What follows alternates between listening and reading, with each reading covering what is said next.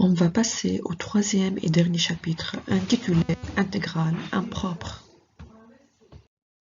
Le présent chapitre sera structuré comme suit.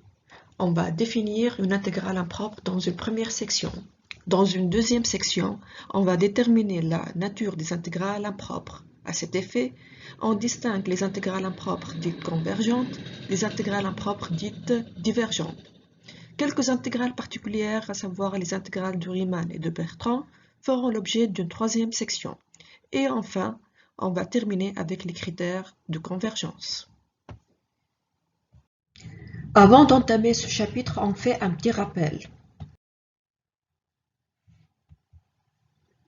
Dans le chapitre précédent, on a vu le calcul de l'intégrale d'une fonction f de x, où f de x est une fonction continue sur un intervalle borné et fermé de la forme AB. Et on l'a noté comme suit. L'intégrale allant de a à b de f de x dx est égale à grand f de x entre a et b. Avec grand f de x, c'est la primitive de petit f de x. Et c'est égal à grand f de b moins grand f de a. On appelle ça une intégrale définie. Or, une fonction f de x n'est pas forcément toujours contenue sur un intervalle borné et fermé de la forme AB. Par exemple, si on prend la fonction f de x qui est égale à 1 sur x moins 2, il est clair qu'elle n'est pas définie en 2. Par conséquent, l'intégrale allant de 2 à 5 de f de x dx n'est pas une intégrale définie. On parle alors d'une intégrale impropre. On passe maintenant dans une première section à la définition d'une intégrale impropre. Une intégrale impropre est une intégrale d'une fonction f de x où f de x est une fonction continue sur un intervalle qui peut être borné et semi-ouvert, ou un intervalle borné et ouvert, ou un intervalle non borné. Pour savoir le type d'intervalle qu'on vient de citer, il suffit de consulter le tableau qui s'ensuit.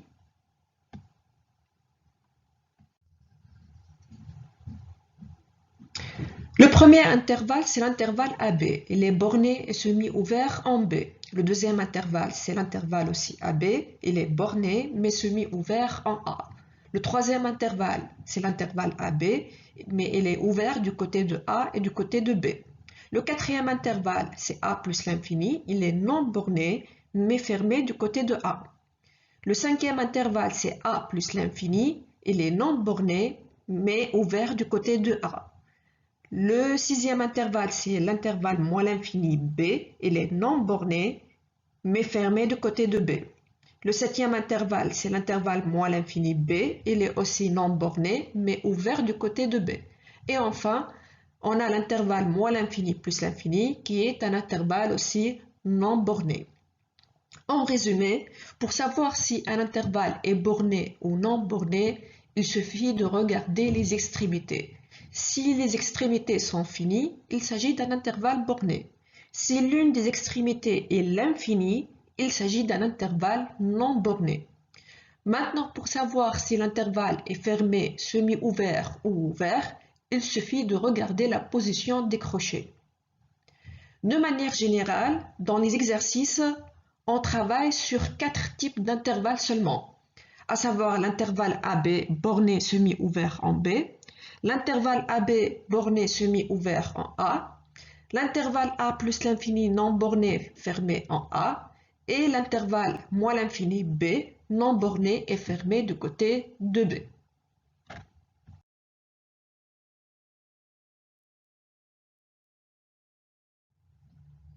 On passe maintenant aux applications. On va essayer de voir si les intégrales suivantes sont impropres ou pas en le justifiant.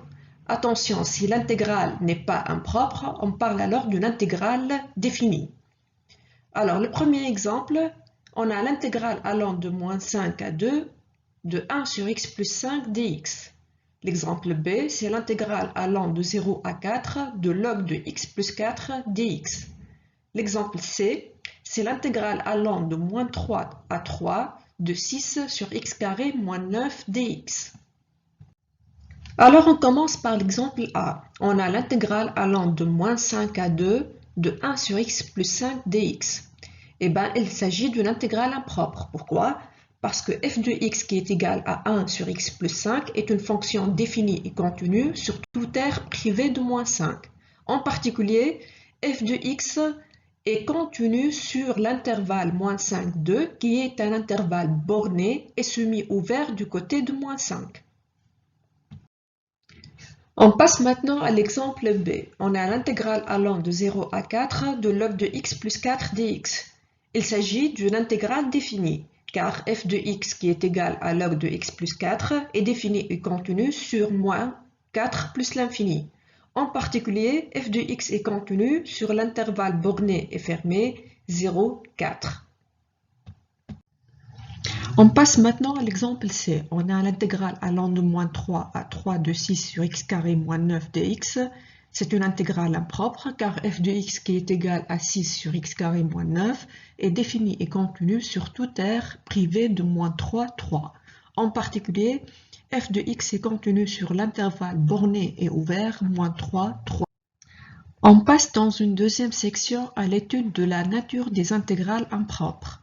On distingue des intégrales impropres dites convergentes, des intégrales impropres dites divergentes. Si on prend par exemple une fonction f de x qui est contenue sur l'intervalle AB qui est borné et semi-ouvert du côté de B, alors on a l'intégrale allant de a à b de f de x dx est égale à la limite lorsque x tend vers b moins de l'intégrale allant de a à x f de x dx. Si le résultat de cette limite est fini, alors l'intégrale est dite convergente. Si le résultat de cette limite est l'infini, alors l'intégrale est dite divergente. La même définition précédente s'applique aussi pour les intervalles suivants. L'intervalle AB qui est borné et semi-ouvert du côté de A et les intervalles non bornés A plus l'infini et moins l'infini B. Alors de quoi a-t-on besoin pour calculer une intégrale impropre? On a besoin de deux choses, une maîtrise parfaite de l'utilisation des primitives usuelles, deuxièmement, savoir calculer les limites. Comment on peut gérer une intégrale impropre? Eh bien, le traitement des intégrales impropres se fait en 3 étapes. Alors, l'étape 1 consiste à réécrire l'intégrale. Si on est par exemple dans le cas d'une fonction f de x qui est contenue sur l'intervalle AB, qui est borné et semi-ouvert du côté de B. Alors, l'intégrale allant de a à b de f de x dx est égale à la limite lorsque x tend vers b moins de l'intégrale allant de a à x de f de x dx. Dans une deuxième étape, il faut chercher les primitives. Donc l'intégrale de f de x dx qui est égale à grand f de x plus constante.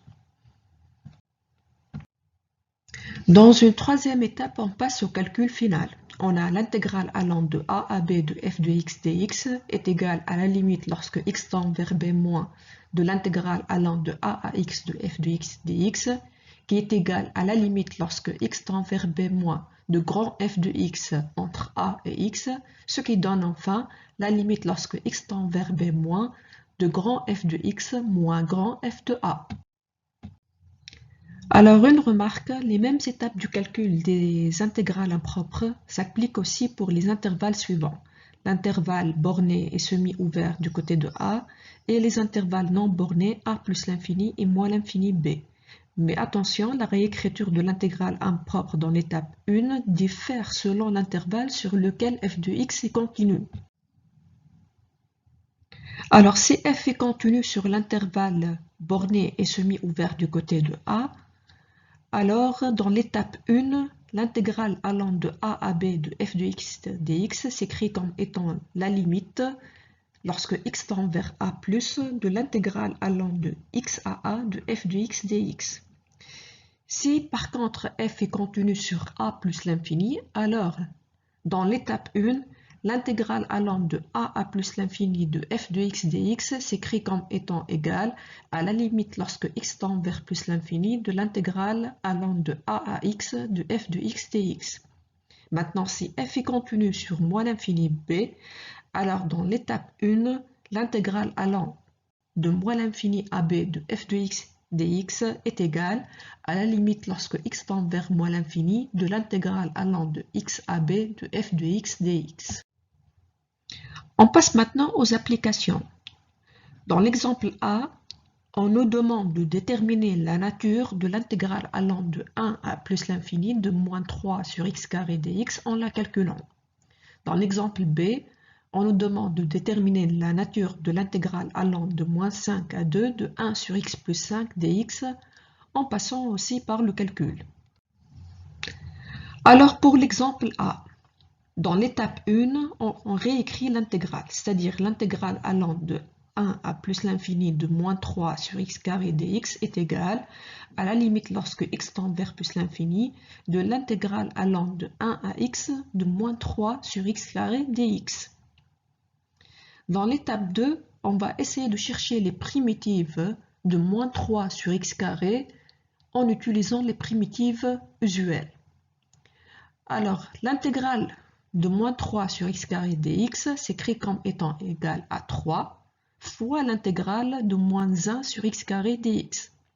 On sait très bien que d'après le tableau des primitives usuelles, l'intégrale de moins 1 sur x carré est un cas particulier et qui donne comme primitive 1 sur x.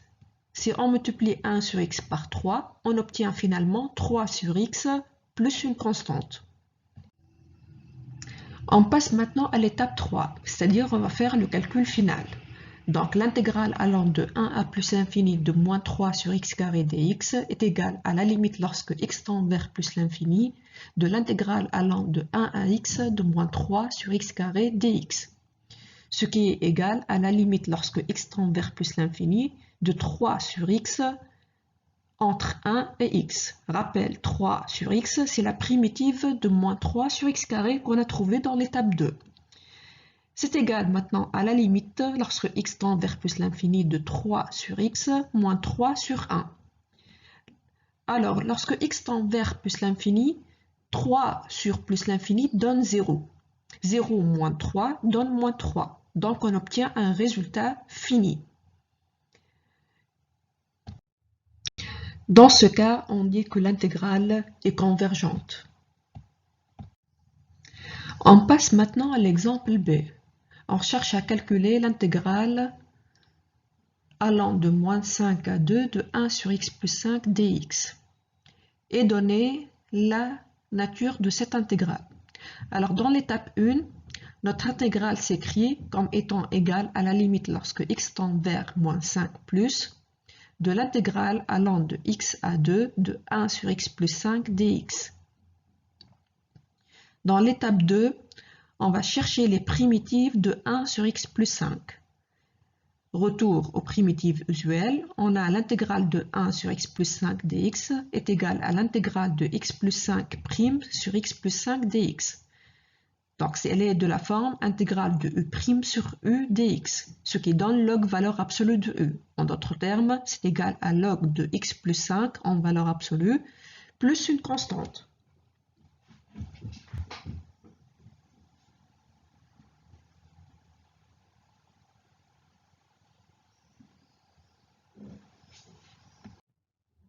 On passe maintenant à l'étape 3, c'est-à-dire on va faire le calcul final. On a l'intégrale allant de moins 5 à 2 de 1 sur x plus 5 dx est égale à la limite lorsque x tend vers moins 5 plus de l'intégrale allant de x à 2 de 1 sur x plus 5 dx. C'est égal à la limite lorsque x tend vers moins 5 plus de log valeur absolue de x plus 5 entre x et 2. Rappel, log valeur absolue de x plus 5, c'est la primitive qu'on a trouvée dans l'étape 2 de 1 sur x plus 5. Égale à la limite lorsque x tend vers moins 5 plus de log 2 plus 5 en valeur absolue moins log x plus 5 en valeur absolue. Alors, lorsque x tend vers moins 5 plus, x plus 5 tend vers 0 plus. Et log de 0 plus tend vers moins l'infini.